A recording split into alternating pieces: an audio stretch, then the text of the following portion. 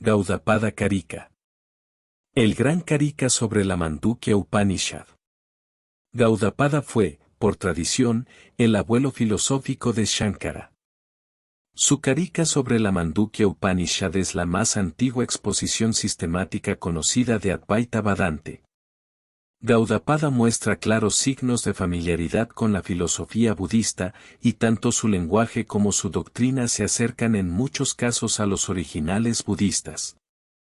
Esto ha llevado a muchos eruditos a especular que Gaudapada mismo fue originalmente un budista. El Karika es un comentario en versos sobre la Upanishad. Se divide en 4 secciones. 1. Agama Prakarana. 2. Ilusión. 3. Advaita. 4. Extinguir la antorcha. La primera sección es una breve exposición sistemática del texto upanishádico, que sigue su distinción de los 4 estados de conciencia. Algunos de los más importantes comentadores indios tratan los 29 slokas, versos, de la Agama Prakarana como parte del texto escritural de la Mandukya Upanishad. La segunda sección va más allá del texto de la Upanishad para establecer la irrealidad de las cosas experimentadas en sueños y, por analogía, las cosas experimentadas en el estado de vigilia. Todas estas no son sino maya, ilusión. Gaudapada enfatiza la unidad esencial de la vigilia y el sueño con sueños, argumentando que el mundo de la vigilia es tan irreal como el mundo del sueño con sueños. Sankara enfatizará la distinción entre los dos, para evitar el colapso en el ilusionismo subjetivo. La sección Advaita del Karika presenta una afirmación clara y positiva de la posición no dualista: solo el Atman/Brahman es real, todo lo demás es ilusión. Gaudapada enseña la doctrina Ajata, la doctrina del no devenir. La cuarta sección del Karika expone los medios de eliminar la ilusión de la dualidad. Esencialmente este es el Sparsha Yoga mencionado en la sección 3. Libro I, Agama Prakarana. 1. Visva es omnipenetrante, y experimenta lo grosero. Taijasa experimenta lo sutil. Prajna es un junto de presenciación. Es uno el que es conocido en todos los 3 estados. 2. La boca de Visva está en el ojo derecho. La de Taijasa está dentro del órgano de la mente, Prajna está en el espacio dentro del corazón. 3 modos presentes en el cuerpo. 3. Visva siempre saborea lo grosero, Taijasa lo sutil, Prajna saborea la felicidad. Sabe que el sabor es triple. 4. Lo grosero satisface a Visva, lo sutil a Taijasa, y la felicidad a Prajna, sabe que la satisfacción es triple. 5. El que conoce al único experimentador y al único objeto de la experiencia en todos los 3 estados, no es afectado por la saboreación de los objetos. 6. Todos los objetos devienen. Prane crea todo. Purus crea los rayos separados de la conciencia. 7. Aquellos que moran en la creación, la consideran un milagro divino. Otros imaginan que es como un sueño o una ilusión. 8. Algunos están convencidos de que la creación es por la mera voluntad de Dios. Aquellos que están fascinados por el tiempo, declaran que el tiempo es la fuente de todas las cosas. 9. Otros dicen que la creación es para el deleite de Dios, otros que es por mero juego. Pero ella es la verdadera naturaleza de lo divino. ¿Qué deseo puede tener él, cuyo deseo está siempre cumplido? 10. En la cuestión de la erradicación de la aflicción, es el uno no dual inagotable, el Señor, quien gobierna. Turiya es conocido como la fuente omnipenetrante de todo lo que es. 11. Visva y Taijasa están condicionados por causa y efecto, Prajna solo por causa.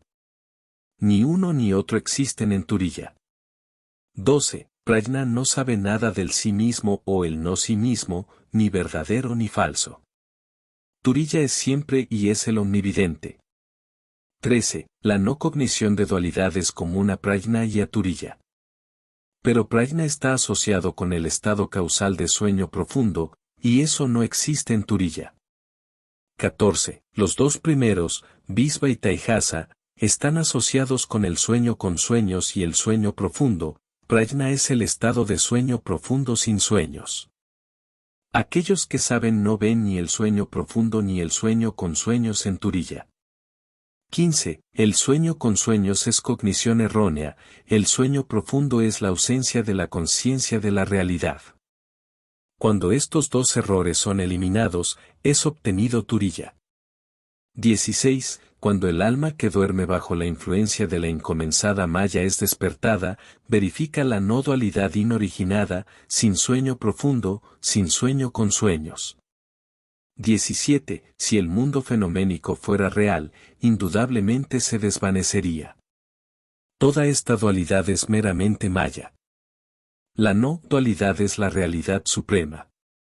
18. Si la multiplicidad fuera imaginada, se desvanecería. Tal charla es meramente para la instrucción. Al conocer, cesa la dualidad. 19. Cuando se verifica la identidad de Visva con A, es patente la correspondencia de ser lo primero, Adi, así como la correspondencia de ser omnipenetrante, Aptisamanyam. 20. Cuando se comprende la identidad de Taihasa con U, se ve claramente su correspondencia en términos de superioridad, Utkarsa, así como en términos de intermediación, Ubayat Pam. 21. Cuando se comprende la identidad de Prajna con M, el punto patente de correspondencia es la medida y ser eso en lo que todas las cosas se sumergen. 22. Quienquiera que tiene un conocimiento inalterable de las correspondencias de los tres estados, es un gran sabio que merece la adoración y veneración de todos los seres. 23. Por el sonido, A, uno alcanza Visva, por el sonido, U, uno realiza Taihasa, por el sonido, M, uno realiza Prajna. En lo silente no hay ninguna realización. 24. La sílaba, AUM, debe ser conocida pie a pie. Los pies son indudablemente las letras. Una vez aprendido, AUM, pie a pie, no hay nada más que uno deba pensar. 25. La mente debe ser absorbida en AUM. AUM es el Brahman, el sin temor. El que está absorbido en AUM está totalmente vacío de temor. 26. AUM es ciertamente el Brahman más bajo. AUM se admite también que es el Brahman supremo. AUM es incausado, integral, único, libre de efectos, sin cambio. 27. AUM es verdaderamente el comienzo, el medio y el fin de todo. Conociendo a AUM de esta manera, uno se realiza inmediatamente. 28. Conoce a AUM como el Señor que mora en los corazones de todos. El hombre de discriminación realizan que AUM es omnipenetrante, él no se aflige. 29. Es verdadero sabio el que conoce a AUM, silente, y sin embargo de sonidos infinitos, la auspiciosa realidad donde toda dualidad cesa, él, y no otro. Libro 2, Ilusión. Vaitacya Prakarana. 1. El sabio declara que todos los objetos vistos en sueños son irreales, debido, primero, a su localización dentro, y, segundo, a su confinamiento. 2. Además, uno no debe ir efectivamente a ningún lugar para tener una visión, no hay ningún tiempo para eso. Y cuando se despierta, el soñador nunca se encuentra a él mismo en ese lugar. 3. Por otra parte, la no existencia del carro visto en el sueño, es afirmada en la escritura sobre bases lógicas. El sabio dice que esa escritura misma reafirma la irrealidad que la razón establece.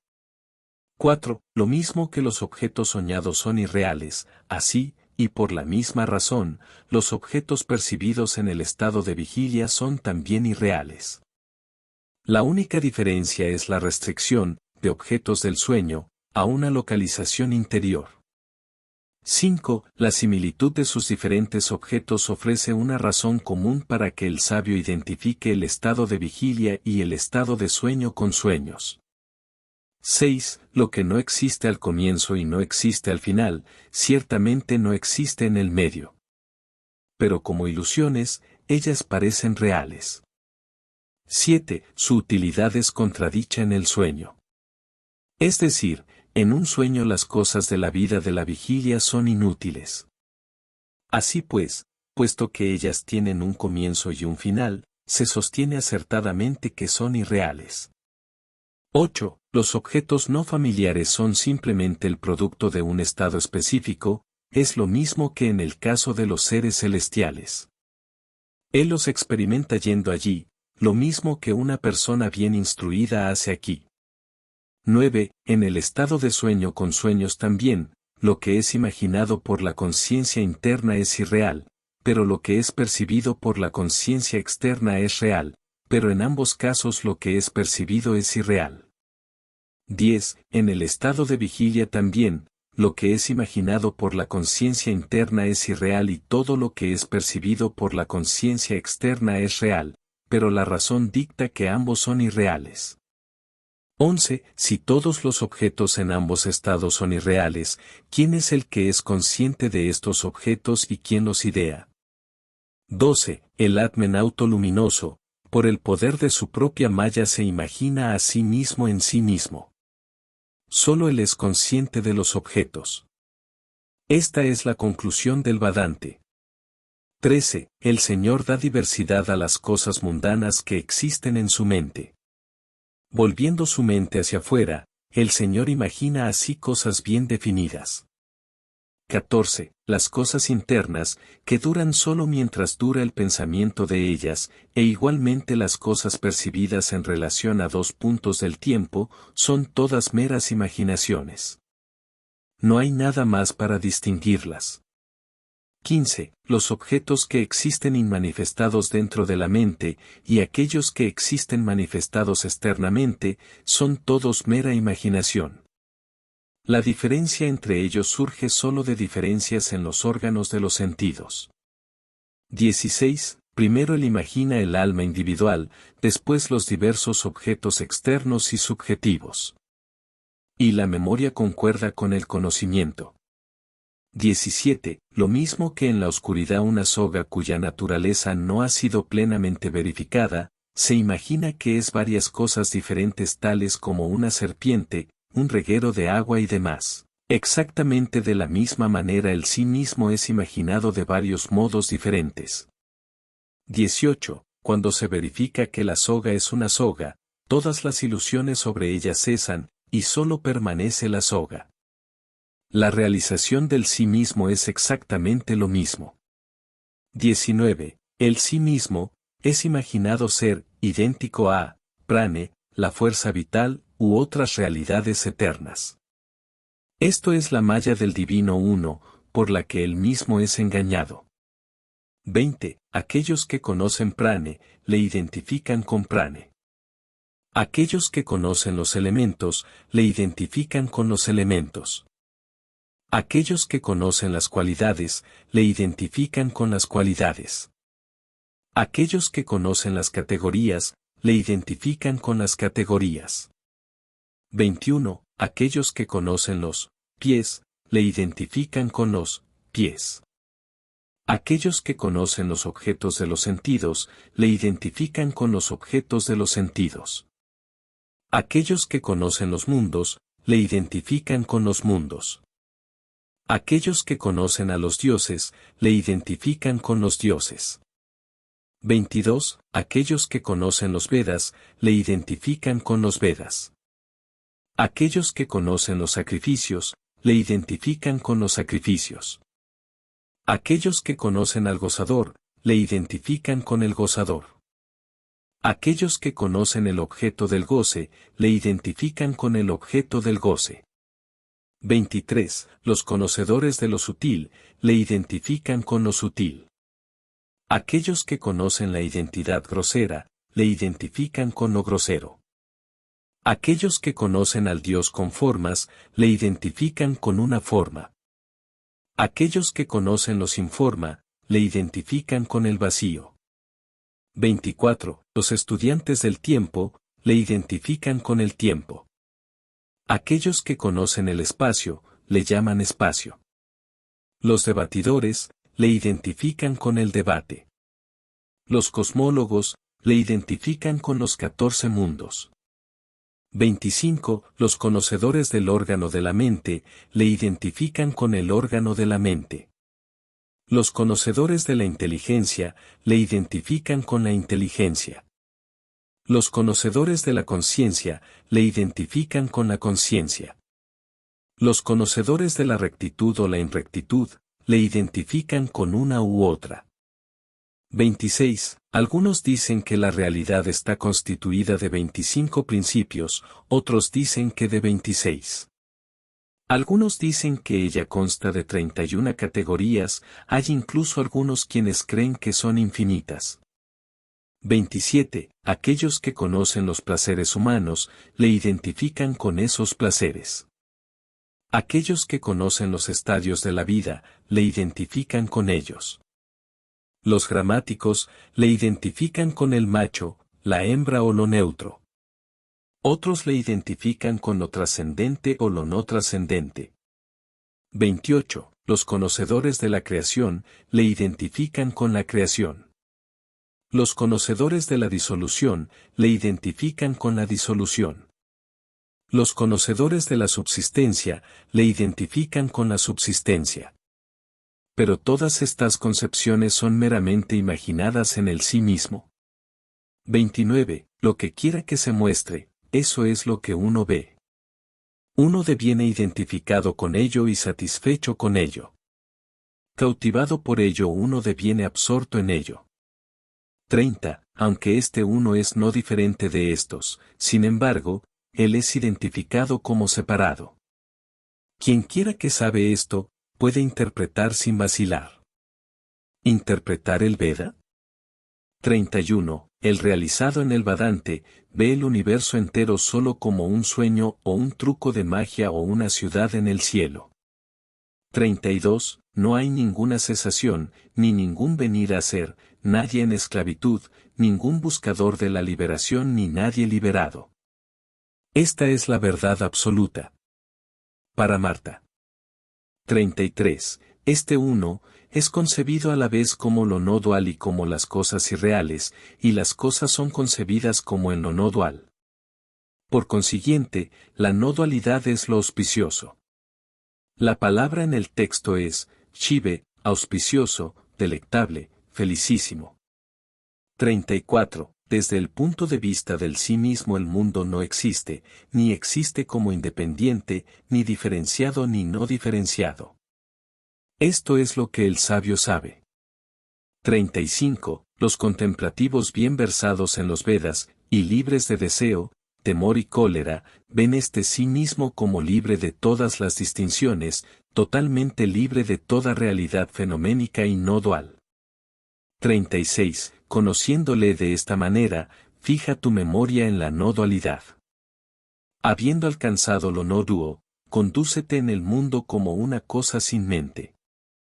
37. Que huya del halago y los cumplidos, que evite los ritos. Con el cuerpo y el alma como su soporte, que dependa de la aventura. 38. Habiendo visto la realidad dentro y en el mundo fuera, uno debe devenir uno con la realidad, encontrar su deleite en la realidad y no desviarse nunca de la realidad.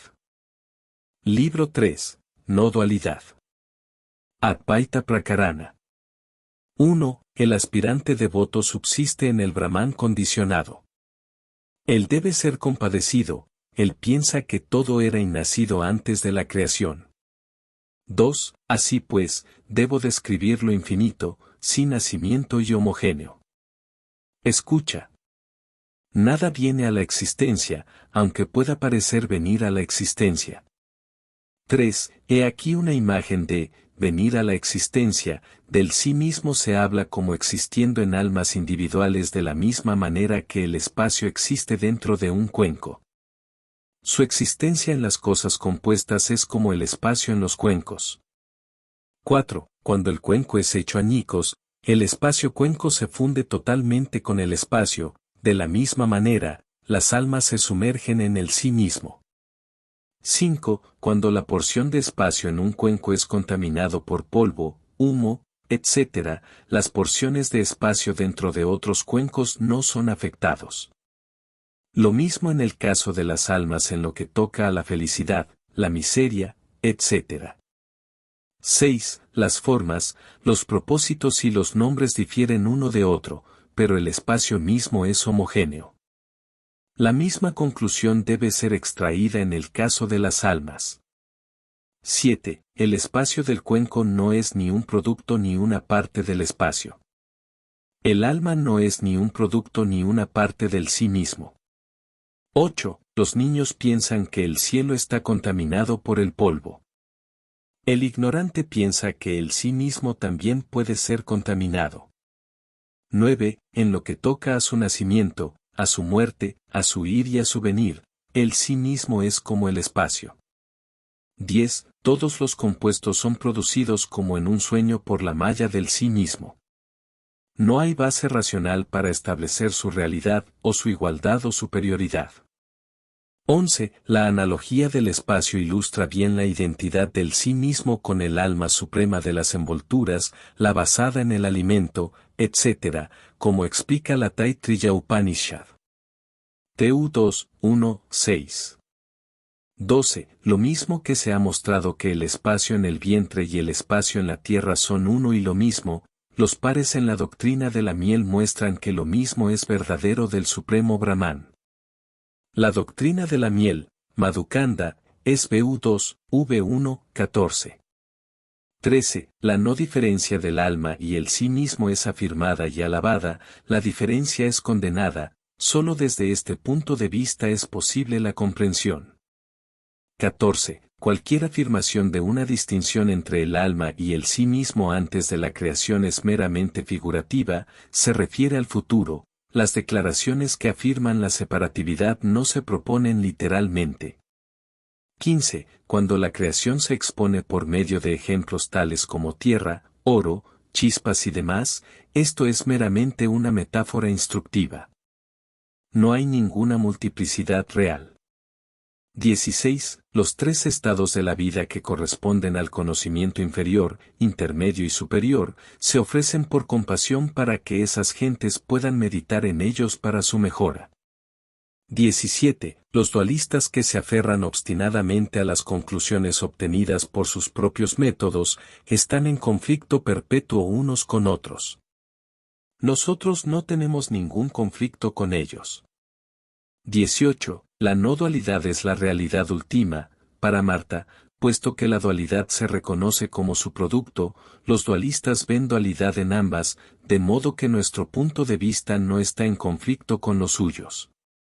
19. Es a través de Maya, y de ninguna otra manera, que lo sin nacimiento es diferenciado. Si fuese realmente diferenciado, entonces lo inmortal devendría mortal. 20. Los que discuten sostienen que lo inoriginado padece el nacimiento. ¿Cómo podría un ser inoriginado e inmortal adquirir la mortalidad? 21. Lo inmortal no deviene mortal, lo mortal no deviene inmortal. La transmutación de la naturaleza simplemente no ocurre. 22. ¿Cómo puede alguien que cree que un ser inmortal puede cambiar su naturaleza y devenir mortal, mantener que lo inmortal, aunque le haya ocurrido esto, permanece sin cambio? 23. Venir a existir puede ser real o ilusorio. Ambos puntos de vista son presentados en la escritura. Eso que la escritura propone y que la razón corrobora, solo eso es firme. Es decir, la escritura solo no es suficiente. 24. De textos tales como, no hay ninguna diversidad aquí, k. 2, y 11, o, a través de Maya Indra, br. 2, v. 19. Nosotros sabemos que lo inoriginado toma nacimiento solo por Maya. 25. Por el rechazo del culto del omnimajestático, Hiranyagarbha, la creación es refutada. Ver Iu. 12. El texto, ¿y quién debe traerle? BU 3, 9.27-8, refuta la causalidad. 26. La afirmación de las Escrituras de que ello, no es esto, ni esto, BU 3.9.26, niega todas estas consideraciones. Puesto que ello es absolutamente incomprensible, lo sin nacimiento es así autorradiante. 27. Que lo existente venga a existir solo es posible de una manera ilusoria. Quienquiera que pretende que eso acontece realmente, está diciendo que lo que ya ha venido a ser, viene a ser. 28. Lo no existente no viene a existir ni en la ilusión ni en la realidad. El hijo de una mujer estéril no nace ni en la ilusión ni en la realidad. 29. En un sueño, la mente da la ilusión de oscilar entre dos aspectos, en el estado de vigilia también, la mente da la ilusión de oscilar entre dos aspectos. 30. No hay duda de que la mente, que es no dual, aparece en un sueño bajo dos aspectos. Igualmente en el estado de vigilia, lo no dual aparece bajo dos aspectos. 31. Esta dualidad, todo lo que es móvil o inmóvil, es un percepto mental. Cuando la mente cesa de la actividad mental, no se percibe ninguna dualidad. 32. Con la realización de que el sí mismo es lo real, el pensamiento cesa, deviene no mente, en la ausencia de algo que percibir, no hay ninguna percepción. 33. Ellos dicen que el conocimiento no originado, no conceptual es no diferente de lo conocido. El conocimiento del Brahma es sin nacimiento y eterno. Lo sin nacimiento es conocido solo por lo sin nacimiento. 34. Uno debe prestar atención particular a la conducta de la mente cuando está quiescente, libre de todas las concepciones, pero dotada de discriminación. La condición de la mente en el sueño profundo es algo completamente diferente. 35. En el sueño profundo la mente se pierde a sí misma, no así cuando está quiescente, en ese estado ella es el Brahman autoefulgente, la luz del conocimiento que brilla en todas partes. 36. Sin nacimiento, sin sueño profundo, sin sueño con sueños, vacío de nombre y forma, siempre radiante y omnicognitivo, no hay ninguna acción que realizar.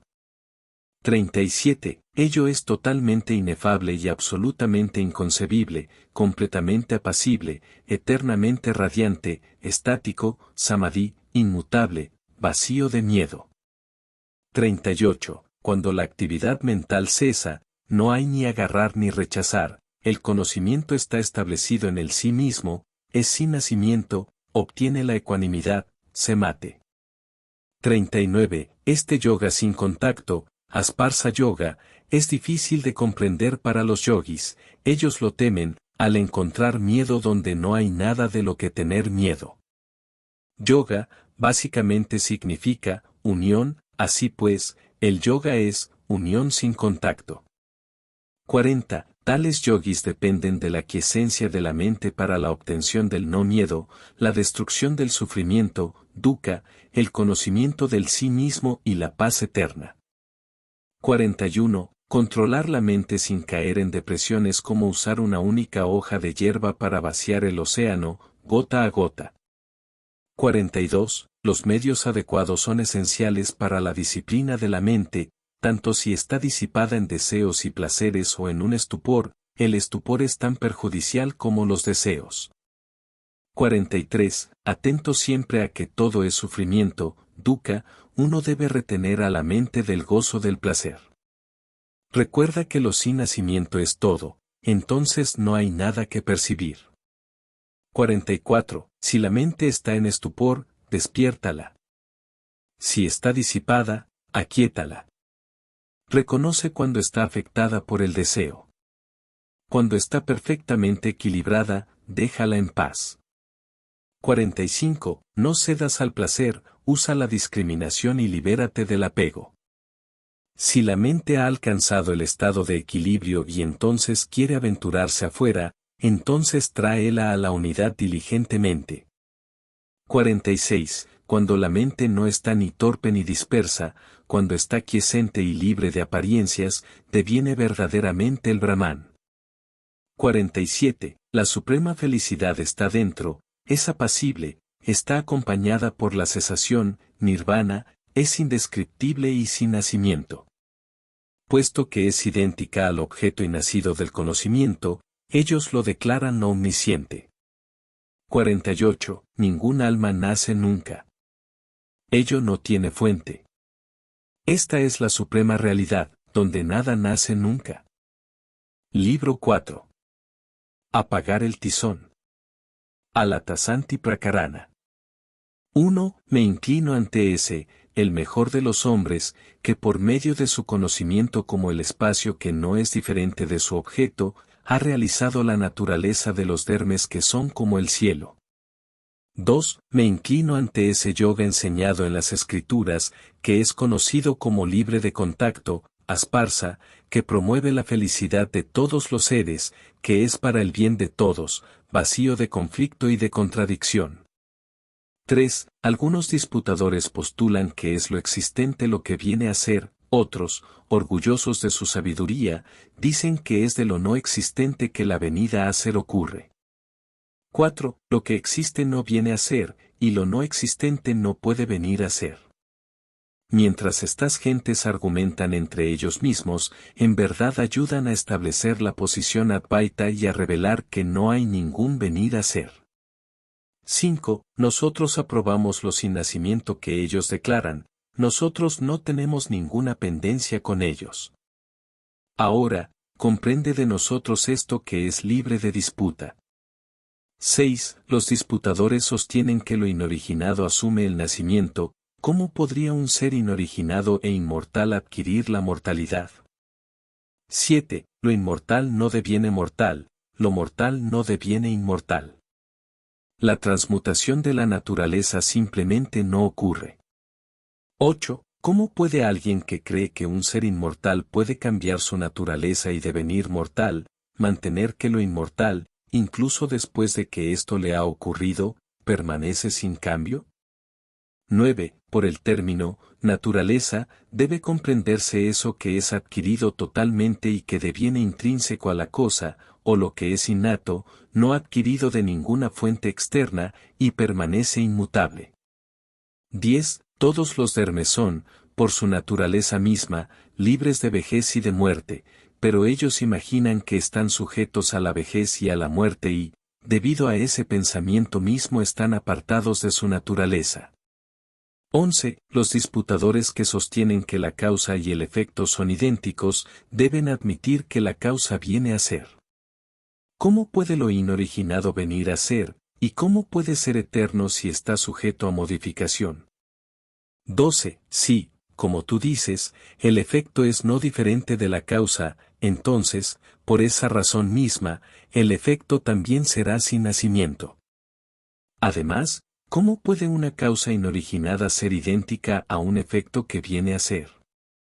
13. No hay ningún ejemplo para apoyar la pretensión de que el efecto viene a ser de una causa inoriginada.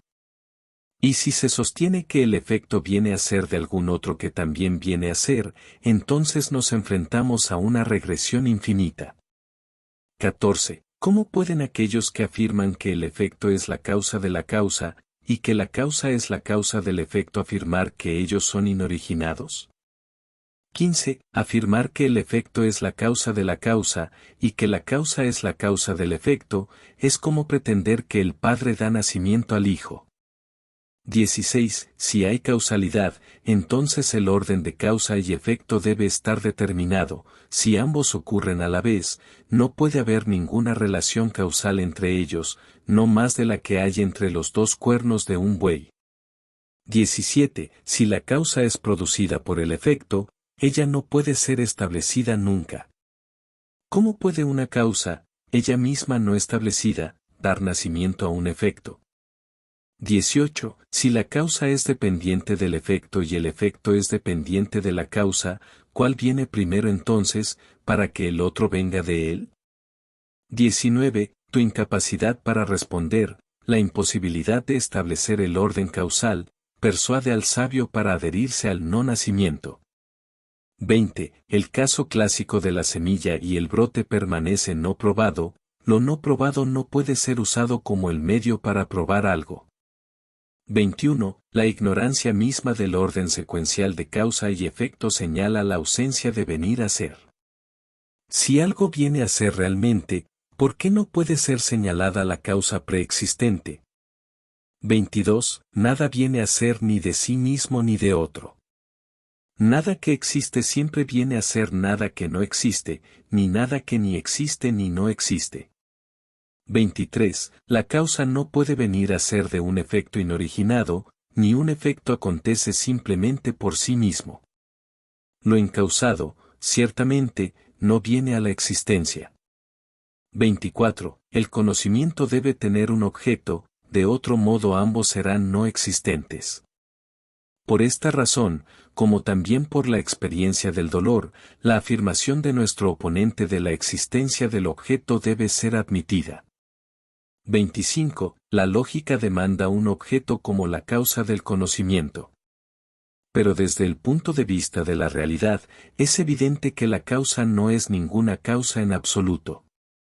26. La conciencia no tiene contacto con los objetos, y no tiene ningún contacto con las apariencias de los objetos.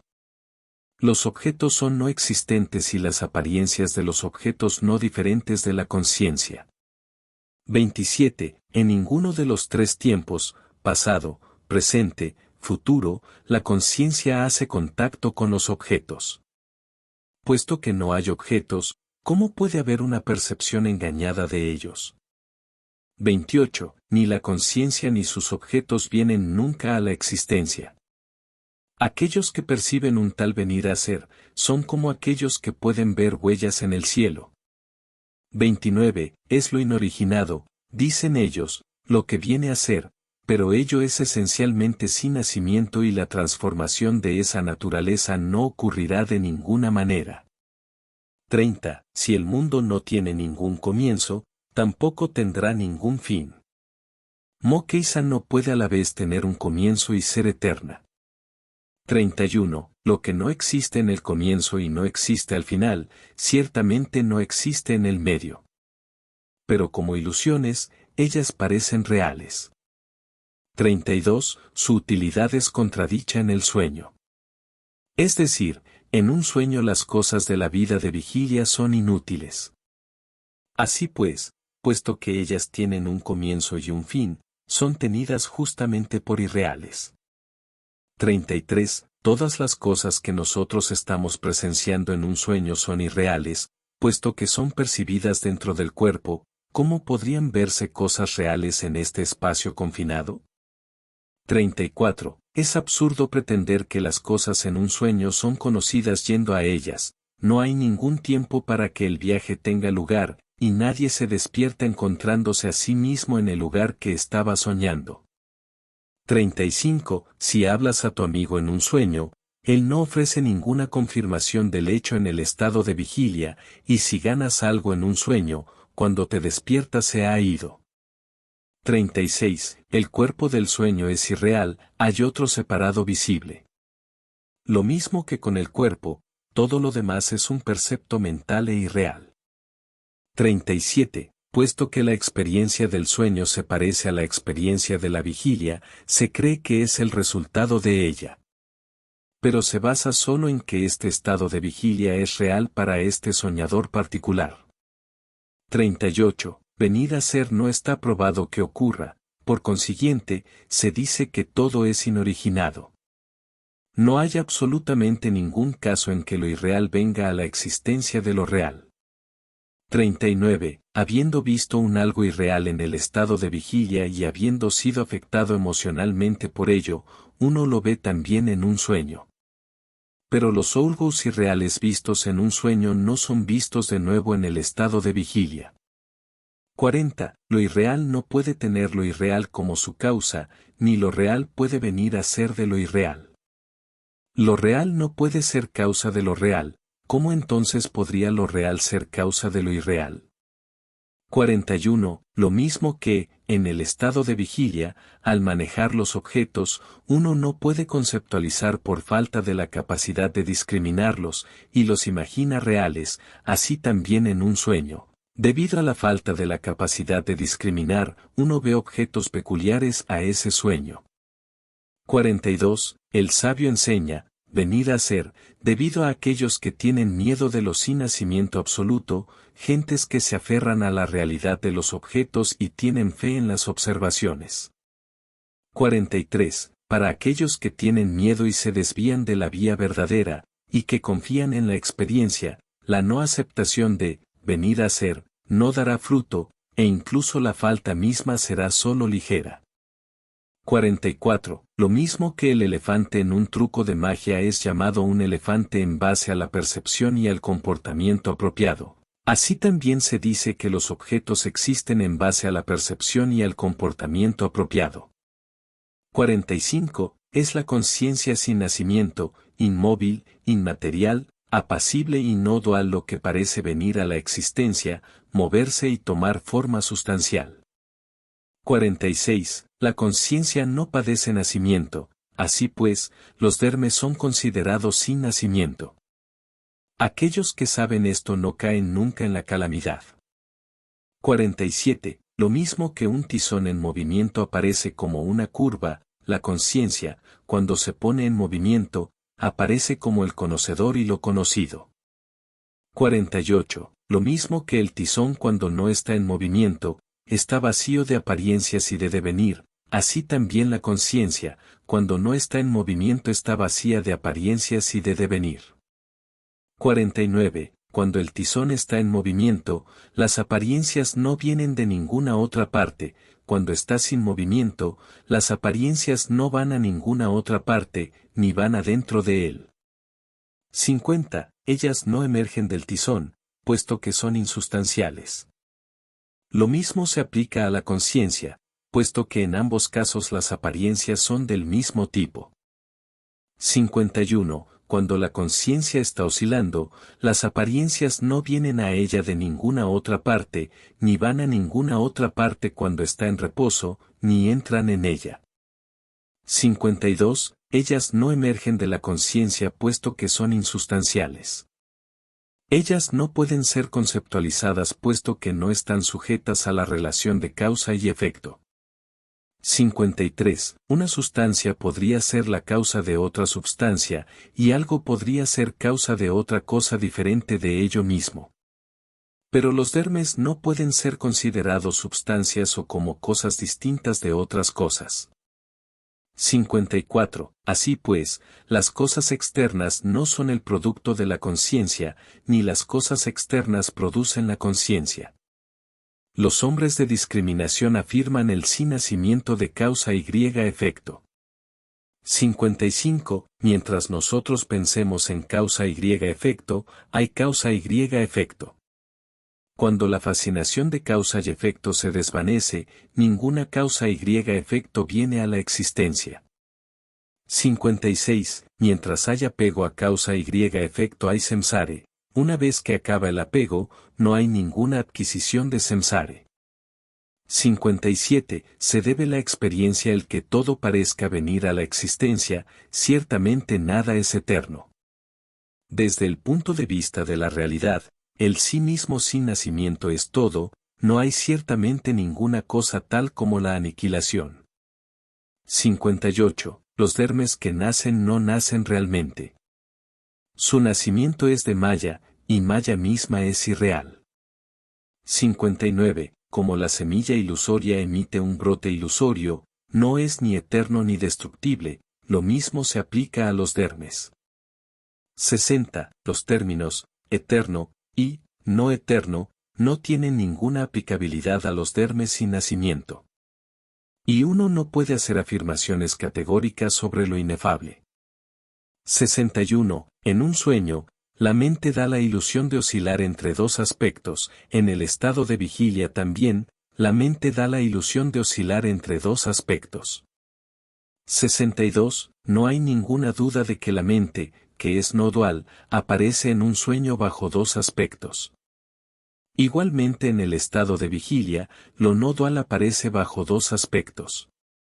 63. Las criaturas, nacidas del huevo, nacidas de la humedad y demás, que el soñador siempre ve cuando se mueve en las 10 direcciones. 64. Son los objetos mentales del soñador, y no tienen ninguna existencia aparte de su conciencia. Similarmente, la conciencia del soñador es meramente algo que él percibe. 65. Las criaturas, nacidas del huevo, nacidas de la humedad y demás, que la persona en vigilia siempre ve cuando se mueve en las 10 direcciones. 66. Son los objetos mentales de la persona en vigilia, y no tienen ninguna existencia aparte de su conciencia. Similarmente, la conciencia de la persona en vigilia es simplemente algo que él percibe en su estado de vigilia. 67. Ambos, la conciencia y las criaturas, son objetos de percepción unos de otros. ¿Existen? La respuesta, no. Ambos carecen de las características que los individualizarían, puesto que solo son aprehendidos unos a través de otros. 68. Lo mismo que el jiva del sueño nace y muere, así también todos estos jivas aparecen y desaparecen. 69. Lo mismo que los jivas de la ilusión nacen y mueren, así también todos estos jivas aparecen y desaparecen. 70. Lo mismo que los jivas producidos mágicamente nacen y mueren, así también estos jivas aparecen y desaparecen. 71. Ningún alma nace nunca. Ello no tiene ninguna fuente. Esta es la suprema realidad, donde nada nace nunca. 72. Esta dualidad sujeto-objeto es realmente la oscilación de la conciencia, pero la conciencia es sin objeto, es vacía de relaciones. 73. Lo que solamente la experiencia indica que existe, no existe realmente. Igualmente, lo que otras escuelas de pensamiento afirman que existe, no existe realmente. 74. Incluso desde el punto de vista empírico, el sí mismo es llamado, sin nacimiento, pero desde el punto de vista de lo absoluto, para Marta, no es ni siquiera sin nacimiento. Desde el punto de vista de otras escuelas, parece venir a la existencia. 75. Aunque no hay ninguna dualidad real, hay una sed persistente por lo irreal. Una vez que uno realiza la no existencia de la dualidad, uno ya no renace, está liberado de la causa. 76. Cuando uno ya no percibe las causas más altas, las intermedias y las más bajas causas, la conciencia ya no padece nacimiento. ¿Cómo puede haber un efecto sin una causa? 77. La sin nacimienteidad de la conciencia, cuando está liberada de las causas, es absoluta y constante. Todo esto es meramente algo percibido por la conciencia sin nacimiento y no dual. 78. Habiendo realizado la verdad de la sin causalidad, y no aceptando ninguna causa individual, uno obtiene la liberación del miedo, del sufrimiento y del deseo. 79. Cuando la conciencia está apegada a lo irreal, se enreda a sí misma en ello. Cuando uno realiza su no existencia, la conciencia deviene desapegada y retorna. 80. Libre de apego y desenredada, la conciencia deviene inmóvil. Esta es la realización del sabio, Buddhanam. Es indiferenciada, sin nacimiento y no duo. 81. Es sin nacimiento, sin sueño profundo, libre de sueño con sueños y autoluminosa. Este Dharma es naturalmente autoluminoso. 82. Debido a la persecución de este o ese Dharma, ese señor es fácilmente ocultado, es siempre difícil descubrirle. 83. Las personas que carecen de capacidad de discriminación, afirman que existe, o que no existe, o a la vez que existe y que no existe, o que es absolutamente no existente, y así le ocultan con sus ideas de cambio, de inmutabilidad, o a la vez de mutabilidad e inmutabilidad y de no existencia. 84. Adherirse a estas cuatro teorías alternativas mantiene al Señor permanentemente oculto. El que ve al Señor como intocado por ninguna de estas es verdaderamente omnisciente. 85. ¿Qué más esfuerzo hay que hacer cuando uno ha obtenido el estado de brahmaneidad, total omnisciencia, no dualidad sin comienzo, medio ni fin? 86. Esta es la modestia de los brahmines, esta es su tranquilidad espontánea, su autocontrol natural. Sabiendo esto, el hombre de conocimiento obtiene la tranquilidad. 87. Es admitido el estado de dualidad ordinario asociado a la realidad y a la experiencia empírica, y también un estado sutil donde no hay objetos, sino solo abundancia de experiencia de ellos. 88. Hay recordación, smrutam, de un estado trascendente sin cosas, sin experiencia, conocimiento, lo conocido y lo realizado, así lo declara siempre el sabio, Buddhair. 89. Cuando ha sido obtenido el triple conocimiento en orden, la omnisciencia eterna existe para el hombre de gran intelecto. 90. Al comienzo deben ser conocidos estos, eso que ha de ser evitado, eso que ha de ser conocido, eso que es aceptable y eso que ha de ser neutralizado.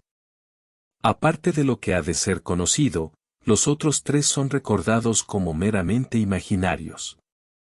91. Todos los dermes son por naturaleza como el espacio y eternos, no hay ninguna multiplicidad entre ellos, absolutamente ninguna. 92. Por su misma naturaleza, todos los dermes son luminosos desde el comienzo, adibutá, y son de naturaleza fija. El que sabe esto está en paz, no necesita ningún conocimiento más y es apto para la inmortalidad. 93. Todos los dermes son desde el comienzo quiescents, y nacidos, naturalmente vacíos de apego, iguales y no diferentes, por consiguiente, ello es sin nacimiento, homogéneo y sagrado. 94. Para aquellos que están fascinados por la multiplicidad, que vagan errantes por las sendas de la dualidad, hablando siempre sobre la pluralidad, no hay ninguna perfección. Se dice que dan lástima. 95. Solo aquellos que son firmes en su convicción con respecto a su sin nacimienteidad y uniformidad, devienen grandes conocedores en este mundo. Las gentes no pueden comprender esto. 96. Se sostiene que el conocimiento inherente en los dermes sin nacimiento, es innacido y no relacional, y de aquí que sea vacío de la relación de apego. 97. Aceptar el más ligero grado de variación impide la no discriminación del no apego. ¿Cómo podría uno hablar siquiera de que el velo sea destruido? 98. Todos los dermes son naturalmente puros, ninguno ha sido velado nunca. Ellos están iluminados, Buddha, y liberados, Mukta, desde el comienzo, ellos saben, Buddhante, y así son maestros. 99. El conocimiento del iluminado radiante no se refiere a las cosas, Dharmesu, y todos los dermes son como el conocimiento en esto. Esto no fue dicho por el Buda. 100. Habiendo realizado, Buddha, ese aspecto que es pasmoso, insondable, sin nacimiento, homogéneo, sagrado y no dual, nosotros lo veneramos como mejor podemos. Traducción del Karika basada en las traducciones de los Swamis Nikhilananda y Gambhirananda, divergiendo, en ocasiones, de ambas en la interpretación del texto original. Notas. Libro I. 12. Es esencial para Gaudapada distinguir prajna igual a sabiduría, un término que la Mandukya Upanishad usa para el estado de sueño profundo, de Turiya, desde que algunos textos upanishádicos, por ejemplo el diálogo de Yajnavalkya con Maitreyi, parecen identificar prajna como el estado último del Atman. Prajna es el estado de ser causal, del cual fluye todo el mundo de las apariencias. Nosotros despertamos del sueño profundo al mundo interior y sutil del sueño con sueños o al mundo del estado de vigilia de los objetos groseros. Pero prajna carece de la autoconciencia luminosa que para Gaudapada y Shankara es la esencia del Atman. 13. Una descripción del estado de sueño profundo puede ser equívocamente similar a una descripción de la pura conciencia, tanto en un caso como en el otro no hay ninguna conciencia de la dualidad. Así pues, es esencial percibir y comprender la diferencia entre ellos. Prajna no percibe la dualidad debido a que no percibe nada en absoluto. Turiya no percibe la dualidad debido a que percibe la realidad como ella es decir, sin dualidad. 16 Maya no tiene ningún comienzo. Ella no es algo real, aunque no es nada en absoluto. La ignorancia, avidya, o nesciencia es la base de Maya. Libro 2. 1 a 12 Gaudapada ve los estados de sueño con sueños y de vigilia como similares. En el estado de sueño con sueños nuestra conciencia infectada de ignorancia está vuelta hacia adentro y genera un mundo irreal basado en datos corporales. En el estado de vigilia nuestra conciencia infectada de ignorancia está vuelta hacia afuera para percibir e interactuar con las cosas materiales. Tanto el cuerpo como las demás cosas materiales son irreales, son aspectos de la engañosa Maya. Así pues, es el sí mismo individuado, el ego fenoménico, el que se presenta como el sujeto de la experiencia. El verso 12 señala al Atman autoluminoso como el verdadero sujeto. La totalidad del mundo es la creación del Atman en el sentido de que, desde nuestro punto de vista, Maya es el poder creativo del Atman, el mundo de ilusión sin comienzo del Brahman, el velo de nesciencia en el que la pura conciencia se envuelve a sí misma. Pero, desde el punto de vista absoluto, no hay ningún mundo, ninguna Maya, ninguna ignorancia, ningún sí mismo en esclavitud, ninguna vía a la iluminación, ni ninguna iluminación que obtener. Cuando todo es luz, ¿qué significado hay en una búsqueda de la luz? Uno no debe inferir del verso 12 que el Atman puede ser identificado simplemente con el pensador, el agente, el perceptor en los estados de vigilia o de sueño con sueños. El sujeto interactivo, en tanto que interactivo, es un sí mismo condicionado e irreal infectado por avidya, ignorancia, e inmerso en la engañosa niebla de Maya, aunque, en tanto que sujeto, es finalmente idéntico al Atman. Todo lo que es real en el sujeto interactivo es el Atman. Libro 3. 29 Hay dos enfoques vedantinos opuestos a la relación entre el Brahman y el mundo.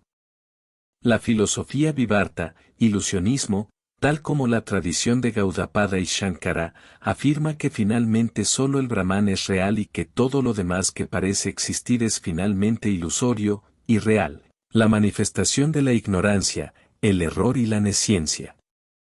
Para los filósofos Vivarta es posible decir que el mundo es idéntico al Brahman, pero únicamente en el sentido específico de que solo el Brahman es todo lo que existe y de que, por consiguiente, el mundo es simplemente un modo de no conocimiento del Brahman, aunque finalmente no hay nada que conocer salvo el Brahman ni nadie que conozca salvo el Brahman.